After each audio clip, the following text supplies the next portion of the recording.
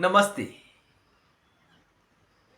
दुर्गया शांभवी माया यया सम्मोहते जगत मायां तु प्रकृतिम विद्यान्मायनम तु महेश्वर। अगस्त्य जी ने कहा कि हे रामचंद्र, महेश्वर की माया ने सबको मोह रखा है। यानी सारा जगत महेश्वर की माया से मोहित है। जो यह प्रकृति है, मूल प्रकृति है, यह माया है। और मायामय को महेश्वर जानो, यानी शिव की ही सारी माया है। माया किसकी है? शिव की ही तो है। और उन्होंने रामचंद्र को यह भी समझाया कि किसी दूसरे को अपने अलावा किसी दूसरे को अपना मान लेना दुख का कारण है। अपना मान लेना, अपने से उसको जोड़ लेना, वही स्थिति हमारे जीवन में भी है। हमने किसी को अपना माना है, स्थितियों को अपना माना है, अपने से उनका तादात्म्य किया हुआ है। यही विषय हमारे दुखों का कारण है। किसी से जुड़ा, उन्होंने कहा कि रावण ने तो अन्य स्त्रियों का भी हरण किया था, तो क्या आपको दुख हुआ था? राम जी से पूछ रहे हैं अगस्त्य जी। नहीं हुआ था, क्योंकि आपने सीता को अपना माना हुआ है, सीता की देह को अपना माना हुआ है। लेकिन तस्यावय भूतेस्तु व्याप्तम सर्विदम जगत सत्य ज्ञानात्मको नंतो विभुरात्मा महेश्वर। उसी के अवयव रूप जीवों से यह संपूर्ण जगत व्याप्त है। वह महेश्वर सत्य स्वरूप है, ज्ञान स्वरूप है, अनंत है और सर्वव्यापी है। क्या है? सर्वव्यापी है वो महेश्वर, जो सबके भीतर स्थित है। संपूर्ण जीवों के भीतर कौन स्थित है? महेश्वर स्थित है। ये सत्य है, उसको जानो। अगस्त्य जी ने कहा जो महेश्वर कि महेश्वर तो सत्य स्वरूप है, चैतन्य शक्ति है, ज्ञान स्वरूप है, सर्वव्यापी है। वह सृष्टि की किसी क्रिया में भाग नहीं लेता। यानी आत्मा किसी भी क्रिया में भाग नहीं लेता, ना वह अच्छे में ना बुरे में वह हस्तक्षेप करता ही नहीं है। वह तो निर्लिप्त रहकर दृष्टा मात्र है, जो भीतर से देख रहा तत्व, भीतर से सुन रहा है, स्वाद को महसूस कर रहा है, स्पर्श को महसूस कर रहा है। वो कोई दूसरा तत्व है, ये शरीर नहीं है। अगर यह शरीर सब कुछ करता होता तो मृत्यु के बाद ये क्यों नहीं कर पाता? क्योंकि इसमें से चेतन तत्व जो महादेव है वह निकल गया, वह नहीं रहा इसमें। इसलिए जो मृत काया है वह कार्य नहीं कर पाती, वह कोई निर्णय नहीं कर पाती, वह देख नहीं पाती, वह सुन नहीं पाती। यही कारण है, क्योंकि चेतनता नहीं रही उसमें। और चैतन्य आत्मा, और आत्मा ही परमात्मा है, वही शिव है। समझो बातों को। आगे कहा गया उसी का अंश जीवलोक में, किसका अंश? महेश्वर का। सब प्राणियों के हृदय में स्थित हुआ है। हमारे भीतर जो चैतन्य तत्व है वह शिव है। उसी का अंश, यहां अंश कहा गया, लेकिन आत्मा का अंश नहीं होता। आत्मा को तोड़ा नहीं जा सकता, यह समझाने के दृष्टिकोण से कहा गया है। वही आत्मा हम सबके भीतर स्थित है। सबके भीतर, मेरे भीतर ही नहीं, आपके भीतर भी, सबके भीतर। पेड़ पौधे, पर्वत पहाड़, जीव जंतु, जो कुछ भी है, सबके भीतर वही महेश्वर स्थित है। जिस प्रकार काष्ठ के योग से अग्नि में स्फुलिंग उठते हैं, उसी प्रकार जीव भी परमात्मा से उत्पन्न होता है। यह शिव गीता में कहा गया है।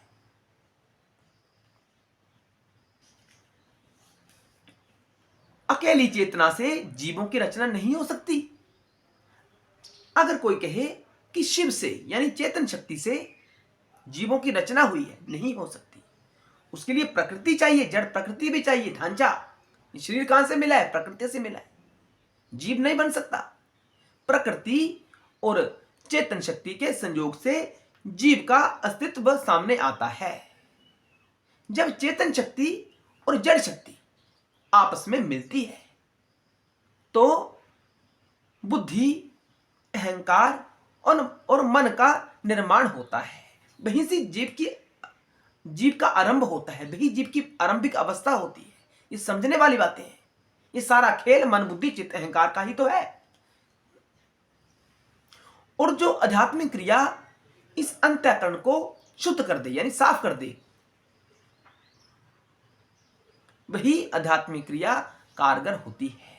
अन्यथा ये सारा पाखंड बनकर रह जाता है। ये सत्य है, सत्य है, सत्य है। जड़ प्रकृति और ईश्वर की चेतन शक्ति से ही समस्त जगत की उत्पत्ति हुई है। आगे कहा गया, यह ईश्वर के अंश रूप जीव जो हम सब हैं, अनादि काल से कर्म बंधन के पाश से बंधे हुए हैं। हम कर्मों से बंधे हुए हैं। यह अनादि वासनाओं से युक्त है और क्षेत्रज्ञ कहलाते हैं। जीव के भीतर अनंत वासनाएं हैं। कहां है? चित्त में। चित्त में वासनाएं पहले से स्थित हैं और उन्हीं वासनाओं के द्वारा मन में संकल्प विकल्प उत्पन्न होते हैं और उन्हीं संकल्प विकल्प जो उत्पन्न हुए हैं, बुद्धि उनका निर्णय करती है कि मुझे क्या करना चाहिए और क्या नहीं करना चाहिए। बुद्धि पहले स्थिति कहां से उत्पन्न होती है? चित्त से। चित्त से मन एक्टिवेट होता है, क्योंकि चित्त के पास सारी विचारधारा है उसकी पुरातन जन्मों के सारा का सारा जो उसने देखा है, सुना है, महसूस किया, जो वो चाहता था, वासनाएं उसके भीतर हमेशा स्थित रहती हैं। कहां? चित्त में। और उसी चित्त के आधार पर मन में संकल्प विकल्प उत्पन्न होता है, यानी वासनाएं उत्पन्न होती है। मन कुछ करना चाहता है, मन कुछ देखना चाहता है, मन कुछ महसूस करना चाहता है, मन किसी को पाना चाहता है, किसी को खोना चाहता है। मन उसके बाद ये संदेश, जो मन का संदेश है, ये बुद्धि के पास जाता है। बुद्धि निर्णय करती है कि क्या मुझे करना चाहिए या क्या मुझे नहीं करना चाहिए। ये बुद्धि निर्णय करती है। अहंकार तो सबके साथ जुड़ा ही हुआ है, जीव तो जुड़ा ही हुआ है। और जब तक उसकी यह वासनाएं संपूर्ण नहीं हो जाती, उसे वह प्राप्त नहीं हो जाती, जीव यूं ही भटकता रहता है। क्या? अंतःकरण के साथ चेतन। ये चेतना भटकती है क्योंकि चेतना ने शरीर के साथ अपना तादात्म्य बना लिया है, उसे अपना समझा है। स्वयं के शरीर को तो अपना समझा ही है, सामने वालों को अपना समझ रखा है। यही दुख का कारण है। यही अगस्त्य ऋषि जी राम जी को समझा रहे हैं। बड़ा गहरा तत्व यहां खोला हुआ है अगस्त्य जी ने राम जी के सामने, ताकि राम जी का मोह दूर हो जाए जो सीता के प्रति उत्पन्न हुआ था जब सीता मैया का हरण कर लिया गया था रावण जी के द्वारा। तो इन बातों को समझने का हमें निरंतर प्रयास करना चाहिए। समझा रहे हैं, यह आत्मा यद्यपि ईश्वर का ही अंश है और यह निर्लिप्त है, लेकिन जो आत्मा की चेतन शक्ति है वह लिप्त है। किसके साथ? शरीर के साथ, बॉडी के साथ। उसने इस शरीर को अपना वास्तविक स्वरूप समझ लिया है कि मैं ये शरीर हूं, चेतना। हमें लगता है ना कि हम बैठे हैं, हम ये बैठे हैं। ये कैसा क्यों लग रहा है? ये चेतनता के कारण ही तो लग रहा है। और चेतनता क्या है? चेतनता शिव की एक शक्ति है।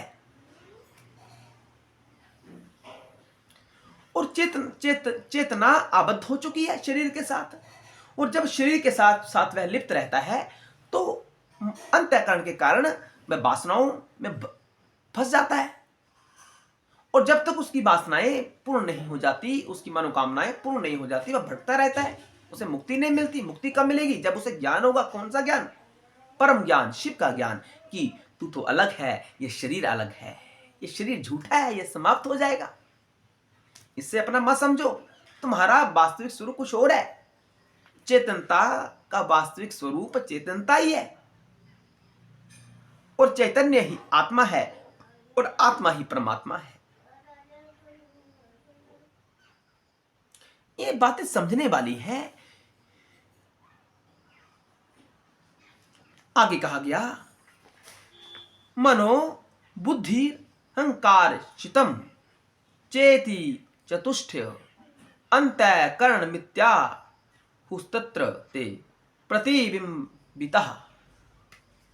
मन बुद्धि चित्त अहंकार ये चारों अंतःकरण के ही भेद हैं। मन जहां संकल्प विकल्प उत्पन्न होता है, बुद्धि जो तत्व निर्णय करता है, चित्त जिसमें पुरातन वासनाएं एकत्रित है, वह पटल चित्त कहलाता है।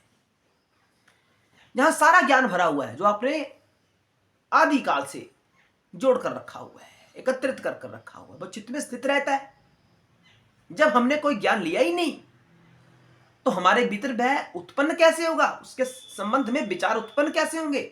इसका अर्थ है कि जो भी वासना हमारे भीतर उत्पन्न होती है उसका कभी ना कभी हमसे संबंध अवश्य रहा होता है। यह सोचने का विषय है, गहराई वाली बातें समझो। जो हमने सुना ही नहीं उसके संबंध में विचार कैसे उठ सकते हैं।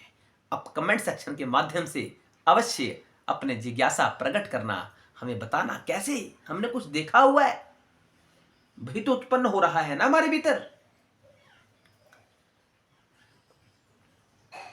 मान लीजिए हमने कोई पकवान, खाने पीने का सामान हमने कभी देखा ही नहीं, तो हमारे भीतर उसे प्राप्त करने का इच्छा कैसे उत्पन्न होगा, कैसे बताओ।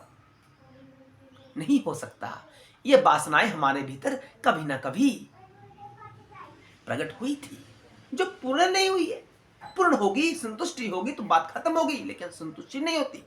और जब तक संतुष्टि हमारे जीवन में उत्पन्न नहीं होती तब तक हमें चैन कहां से प्राप्त होगा, हमें मुक्ति प्राप्त नहीं हो सकती। हम भटकते रहेंगे, निरंतर भटकते रहेंगे। ये सत्य है, सत्य है। यही शिव की माया है। यही अगस्त्य जी समझा रहे हैं राम जी को कि समझ जाओ, आपने सीता जी के साथ जो संबंध जोड़ रखा है ये मिथ्या है।